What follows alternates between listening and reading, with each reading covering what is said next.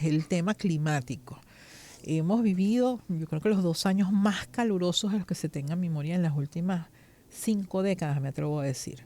Además, estamos con la expectativa de unas lluvias que no terminan de llegar a pesar de que ya estamos a 8 de mayo y los pronósticos hablan además de que así como hemos tenido unos fuertes calores, una sequía importante, las lluvias van a ser extremas también este año. Y esta situación que hace 15 años, 10 años aún eran calificadas como una especie de fantasía apocalíptica de los ecologistas, hoy es lamentablemente una realidad. Esto ha motivado muchos personas, hombres y mujeres, que preocupados por el tema climático, por el tema ecológico, fundar el Partido Verde. Y creo que es la primera vez que Venezuela tiene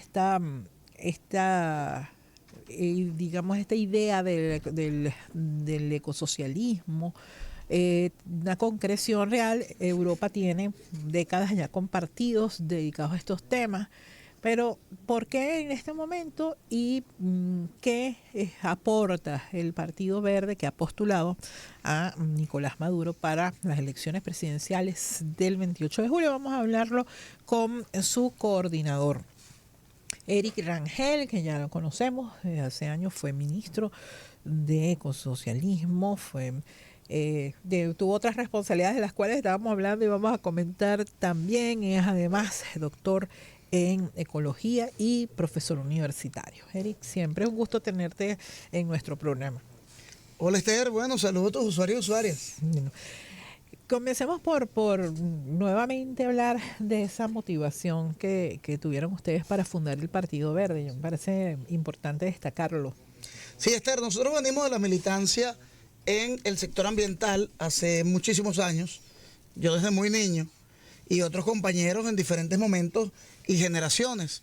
Y nos fuimos encontrando un movimiento social que se llama Ecoven, que aún existe, que es nuestro movimiento de base, que es el movimiento ecosocialista de Venezuela.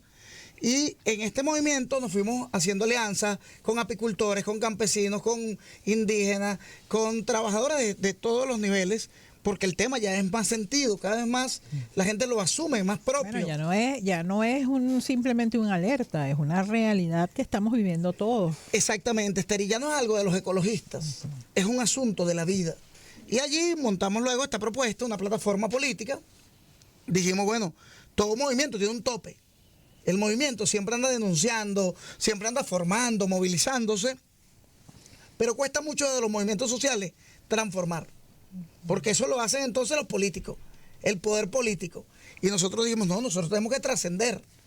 Y le enviamos una carta al presidente Nicolás Maduro con unos planteamientos, con unas ideas, unas reflexiones, y la respuesta de él fue, organícense en partido, pues. O sea, como un reto. Y fue extraordinario ese reto para nosotros. Y bueno, Esther, tenemos ya rato recorriendo el país. Yo he tenido en un año, le he dado 4 veces la vuelta a Venezuela. Ahorita vengo de los Andes, de visitar los páramos, de visitar comunidades. ¿Cómo están las temperaturas en los páramos, por cierto? No, el clima sí estaba fresco. Fresco. Claro, porque además el tema del calor en los páramos es una dificultad, tomando en cuenta que ahí el frailejón en los páramos es el captador de agua, es lo que permite que esa zona tenga abundancia de agua que nutre los mantos freáticos. O sea, es una complicación que las temperaturas suban en los páramos. Sí, afecta demasiado ese ecosistema porque aumenta el estrés hídrico. Entonces, recorrimos los Andes venezolanos y un tema que a mí me llama profundamente la atención, Esther, es el uso de agrotóxicos en los páramos. Eso es un tema que todos y todos los venezolanos tenemos que combatir, porque como bien lo has dicho, los Andes venezolanos, los Andes tropicales venezolanos son reservorios de agua y no podemos permitir que las nacientes, que las aguas subterráneas se contaminen con agrotóxicos, porque luego esto viene drenando hasta el piedemonte, hasta Barinas, y luego es todos los ríos que se van uniendo y forman el padre río Orinoco. Entonces, allí es clave. Y también afecta a la cuenca del lago de Maracaibo. También por la vertiente que tienen por Palmarito, porque Mérida tiene salida al lago también, como Trujillo. A veces la gente habla del lago de Maracaibo como que si fuese una realidad solo del estado Zulia, pero también la cuenca del lago Maracaibo la integran los estados Trujillo, el estado Mérida, que son que tienen cuerpos de agua que son subsidiarios del lago. Incluso hay afluentes que vienen de Colombia. Mucho. Y por Mucho lo de tanto, eso es una de las dificultades para el saneamiento de la cuenca, que tienes que hacer un trabajo binacional. Binacional. Necesariamente. Y de hecho varios de los expertos y de los dirigentes políticos que participan en el trabajo de la recuperación del lago nos han mencionado en más de una ocasión que el tema de los agrotóxicos que aumenta la concentración de nitritos y nitratos en el agua del lago es uno de los temas que hay que trabajar, pero que además de manera binacional, porque esos ríos que vienen de Colombia y terminan desaguando en el lago de Maracaibo traen una cantidad importante de agrotóxicos. Pero después de que se organizan como partido político, además abrazan el ecosocialismo. ¿Por qué el socialismo, no? Porque hay que decir que dentro de la causa ambientalista hay, digamos, una diversidad importante de posturas ideológicas que no necesariamente comulgan con el socialismo. De hecho, yo creo que uno de los fracasos de las cumbres del clima ha sido que justamente ahí el capitalismo ha logrado darle la vuelta para crear una serie de opciones que finalmente no son tales, ¿no? Y creo que tú como ministro tuviste la oportunidad de estar en debates preparatorios y en alguna de estas cumbres que han sido, desde mi punto de vista, y corrígeme si me equivoco, un rotundo fracaso. Es un fracaso, Esther, porque lo que hay que preguntarse es quién es el sponsor de la cumbre. Así es. Yo tuve la ocasión Comenzando por allí. Yo tuve que ir a la COP24, que fue en Katowice, Polonia. Y estando en la COP, esa región de Polonia se dedica a la minería de carbón mineral. Estoy allí y por supuesto Venezuela, un bloqueo por parte del Grupo de Lima. En ese momento estaba muy vigente el Grupo de Lima. Estaban pasando unas situaciones, le correspondía a Brasil asumir la COP25, pero Jair Bolsonaro negaba el cambio climático, niega el cambio climático como lo niega Donald Trump y Milei. Entonces Jair Bolsonaro desiste de acoger la COP25 y genera una crisis internacional. En eso Chile, gobernado por el difunto Piñera, y Costa Rica se proponen, porque le tocaba a América Latina recibir la cumbre del cambio climático, se proponen como sedes. Pero yo les hice una alerta, les dije, miren, esa decisión no se debe tomar aquí en Polonia, esa decisión se debe tomar en Nueva York, los embajadores permanentes ante Naciones Unidas, lo que conforman el GRULAC, que es el Grupo de América Latina y el Caribe. Bueno, estábamos en ese debate porque además estaban yendo contra todos los principios y normas de la convención, que es lo que le da el marco a las cumbres, y en eso me dice el ministro de Polonia, me dice, mire ministro, ser sede de una COP es un gran honor. Es un honor que cuesta $100 millones. Ahí tú ves quién pone los $100 millones, y por eso, Esther, hay un fenómeno que se llama el greenwashing, que es pintar todo de verde, porque la lata de refresco siempre dice recíclame, pero no te dice dónde ni con quién. Así es. Y no te dan la infraestructura, porque ellos te dan un producto y te dice soy reciclable, pero ¿cómo lo reciclo? ¿Quién lo hace? Y aquí también hay que hablar de un tema, Esther, que en Venezuela debemos impulsarlo, y del Partido Verde estamos comprometidos, que es la responsabilidad extendida al productor. ¿Por qué? Porque si usted va a introducir en mi país una serie de materiales que van a ser desechos y que pueden terminar en los ríos, usted debe también dar un aporte. Una fracción del precio de ese producto debe ser dirigido para el saneamiento ambiental. Bueno, de hecho ese principio yo creo que debería ya estarse aplicando a prácticamente todos los países del mundo por los océanos. Ya en los océanos hay islas formadas por desechos plásticos. ¿Y quién se hace responsable? O sea, eso no llegó solo ahí. Pero bueno, es parte de los temas. Ahora, vuelvo a insistir, ¿por qué ecosocialismo? Porque identificamos que el responsable de la crisis ambiental global es el capitalismo. Y es el capitalismo como sistema. esos modos de producción y consumo son insostenibles. Nosotros vivimos en un planeta finito, no hay planeta B. Este es el esfuerzo de Elon Musk y de todos los millonarios del mundo. Walter Martínez, nuestra única nave espacial. La única. Y entonces nosotros no podemos creernos ese cuento de los grandes centros económicos del mundo, de mandar sondas a Marte, de mandar sondas a otros planetas, porque realmente este es el que nos da las condiciones materiales para la vida. Ahora, en este planeta hay que hacer una justa distribución de las cosas, de los recursos que tenemos, los elementos. Yo siempre hago esta distinción, Esther. La gente habla de los recursos naturales, no, son elementos, porque cuando ya tú dices recursos, tú le estás colocando un precio. Cuando tú dices elementos, tú le estás dando valor. Y las cosas con precio, nadie las toma en cuenta. La gente respeta lo que tiene valor. Por eso en una familia siempre se le da mayor valía a la opinión de los adultos mayores, porque han vivido generaciones, han vivido circunstancias y situaciones. Llega un niño, dice algo y le dice, no, tú estás muy chiquito. Eso pasa mucho. Ahora, nosotros desde Venezuela, ecosocialismo, primero, es un concepto que no es solo de Venezuela. O sea, es a nivel internacional, que fusiona la lucha ambiental y la lucha social. Decía Chico Méndez, el gran ambientalista brasileño, que... Asesinado por sus luchas. Pero Chico decía que ecologismo sin lucha social era jardinería. Y es así, porque simplemente plantar cuatro planticas y tú sientes que todo está bonito. No, hay una lucha social. ¿Quiénes sufren más los impactos del cambio climático? Los pobres. ¿Y quiénes sufren más los embates de la crisis? Las mujeres.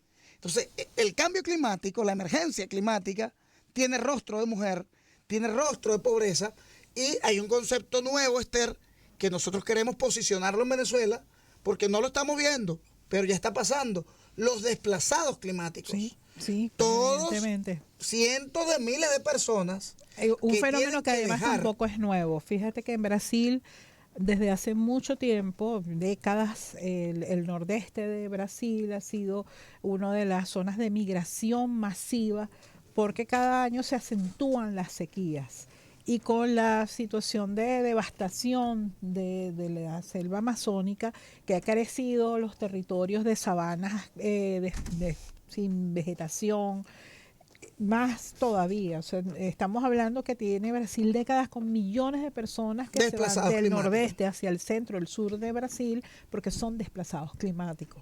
Y eso en Venezuela no lo dimensionamos. No. Pero hay que verlo, porque estamos hablando de poblaciones enteras que pierden sus condiciones materiales de vida debido a los fenómenos climatológicos extremos, las sequías muy acentuadas y las inundaciones. Fíjate las inundaciones que están ocurriendo en Brasil. En Brasil ahora, justamente, bueno, las imágenes de Porto Alegre son impresionantes. Pero es que van 100 muertos ya. Sí, y una cantidad similar de desaparecidos. Desaparecidos, miles de desplazados. Se están quedando sin agua potable. El gobierno de Lula está haciendo todo lo humanamente posible, pero estamos hablando de un país que es un continente también, 8 millones de kilómetros cuadrados. Y entonces hay que ver todo el esfuerzo que esto va a implicar, pero tiene que haber mucha solidaridad de parte de la región. Pero es que cada vez es más frecuente, Esther. Yo diariamente leo ese titular. Lluvias intensas provocan catástrofe. Catástrofe. Otra vez por sequías aquí, por Dubái. Intensas. Sí, o sea, se vuelve lo cotidiano. Y uno dice, ¿qué estamos haciendo? Y hay que hacer, Esther. En el caso venezolano aún estamos a tiempo y tenemos que avanzar con mucha fuerza. El tema de la reforestación, la recuperación de áreas degradadas, la protección de las cuencas hidrográficas, hay que hacerlo. Ahora fíjate, el tema de la reforestación, yo creo que se sigue viendo como un tema un poco filantrópico, que donde, bueno, una gente muy buena tiene unos viveros y dona maticas para que las siembre. Eso puede trascender a convertirse en una industria, es decir, una actividad económica, un circuito económico que permita atender a un tema que es emergencia, pero que también permite a un sector dedicarse a esa actividad, vivir de la actividad de los viveros, de la reforestación, del cuidado de esas áreas degradadas. Sí, necesariamente, Esther, tienen que tener una dimensión social donde la propia comunidad se asume el protagonismo, el poder popular dinamiza eso en sus territorios, una dimensión económica donde la actividad de la reforestación tiene unos dividendos, depende de lo que tú plantes. Por ejemplo, en el caso del estado Barinas, Portuguesa, se planta teca, son plantaciones. La teca es un árbol exótico, es un árbol tropical, fue traído de la India, pero la teca en 15 años tiene unos rendimientos maderables muy óptimos. Entonces, tú puedes combinar en tu finca, tener la cría de algún rebaño, pero también ir reforestando. Pero más allá, Esther, como tú lo planteas, también puede ser un servicio que se brinde. O sea, personas que se especialicen en reforestación y van a la finca de alguien y le dicen, vengo a prestarte ese servicio. O también alianzas, Esther. Tú tienes el suelo y yo tengo el vuelo. ¿Cómo es esto? Bueno, yo no tengo finca, pero si tú tuvieras una, yo llego con mis plantas y te digo, hagamos un contrato, yo siembro en tu finca y cuando vayamos a hacer el aprovechamiento forestal sustentable de esta especie, tú vas 50%, yo voy 50%. O sea, hasta económicamente hay que verlo. Hay que ver todas las dimensiones. Yo creo que hay que verlo desde esa perspectiva. Claro, o sea, yo creo que si se plantea solo como programas del Estado, aunque tiene que ser una política de Estado. Es una política de Estado. O se plantea solamente desde el punto de vista filantrópico de asociaciones o fundaciones que hacen un aporte, no se puede atender un problema que además ya no es un problema marginal, no es una zona. Bueno, comentábamos antes de entrar al aire el punto de la deforestación terrible que hay y la erosión que hay en las montañas de Carabobo y Aragua, por ejemplo. Ahí tenemos que hacer un gran esfuerzo, Esther, muy impactado el estado de Aragua, el estado de Carabobo, por los incendios forestales devastados, miles de hectáreas. Y uno lo observa siempre, Esther, y yo se lo digo a la gente. Los incendios forestales, 99% de ellos son por causas humanas. Unos por negligencia, otros con intención. Y eso necesariamente hay que combatirlo de la cultura, pero también desde la prevención y la penalización de esos ciudadanos que están cometiendo esos actos. ¿Por qué? Porque el aporte a la vida que da un árbol de 30 años, de 50, de 100 años, no lo da una plántula que tú estás estableciendo y que pasarán 50 años para hacer la captación de dióxido de carbono y la generación de oxígeno. Pero también eso es un ecosistema. Claro. Yo recuerdo ahora en los recientes incendios forestales que un poco de animales fueron desplazados, Esther. Y en Parques hizo una labor dando un mensaje, miren, por favor, las comunidades cercanas a los parques nacionales, atentos si ven animales desplazados. Ellos vienen estresados, ellos vienen impactados, porque entonces la gente piensa en el incendio forestal, el árbol, el bosque, pero hay que ver que allí hay un ecosistema, ahí hay animales, ahí hay mamíferos de distintos tamaños, pero también reptiles, aves. O sea, tenemos que sentir, Esther, la vida, y nos tiene que doler. Ahora, fíjate, nos quedan apenas 2 minuticos, Eric. Yo quiero recordarle a quienes nos están escuchando, nos están viendo, que conversamos con Eric Rangel, coordinador nacional de ECOVEN y también el del Partido Verde de Venezuela. Ustedes han decidido, además de inscribirse ante el Consejo Nacional Electoral, apoyar la candidatura de Nicolás Maduro. ¿Por qué? Porque Nicolás Maduro creó el Parque Nacional de Bosque Tropical más grande del mundo, que es el Parque Caura. Porque Nicolás Maduro creó la Reserva de Montecano en la península de Paraguaná, en el estado Falcón. Porque Nicolás Maduro es un hombre comprometido con los animales. La Misión Nevado nació de él también, porque Nicolás Maduro ha suscrito todos los acuerdos internacionales de defensa de la Amazonía, de lucha contra el cambio climático, y ha sido un gobierno responsable con estos temas, en el cumplimiento de las responsabilidades nacionalmente diferenciadas. Por eso, y por lo que vamos a hacer, porque nosotros no nos quedamos en lo que ya hicimos, Esther. Nosotros tenemos una propuesta de avanzada, que son 12 temas, como la producción agroecológica, la nueva cultura del agua, una estrategia integral frente al cambio climático, la protección y el bienestar animal, pero sobre todo impulsar el ecoturismo, la ecoproductividad y el bienestar socioemocional en las comunidades, Esther. Si algo quiere el Partido Verde de Venezuela... Por cierto, en los destinos ecoturísticos yo voy a promover, como siempre, al mejor estado de Venezuela, el más verde, el que tiene mejores destinos ecoturísticos. Usted tiene que ir para Yaracuy. Así es, donde reina la naturaleza. Así es. Bueno, Esther, pero entonces, y también el tema de las energías limpias, el tema de la movilidad sustentable. Nosotros tenemos propuestas, el Partido Verde las tiene, y sabemos que con Nicolás Maduro las vamos a cumplir. Los otros candidatos que se han presentado a las elecciones no dicen nada del tema ambiental. Están ajenos a esa realidad. Y nosotros queremos acompañar el liderazgo de Nicolás Maduro porque sabemos que con él vamos a materializar esas grandes transformaciones que nos legó Hugo Chávez en el Plan de la Patria. Oye, muchísimas gracias, Eric. Siempre bienvenido y espero que podamos desarrollar otros temas porque nos quedamos siempre corticos en estas conversaciones. Muchas gracias por venir. Gracias, Esther. Era Eric Rangel, el coordinador nacional de COVEN y del Partido Verde, una organización política que asume como doctrina el ecosocialismo y que decidió apoyar para estas elecciones presidenciales a Nicolás Maduro. Hacemos la pausa de esta hora, volvemos con ustedes en minutos.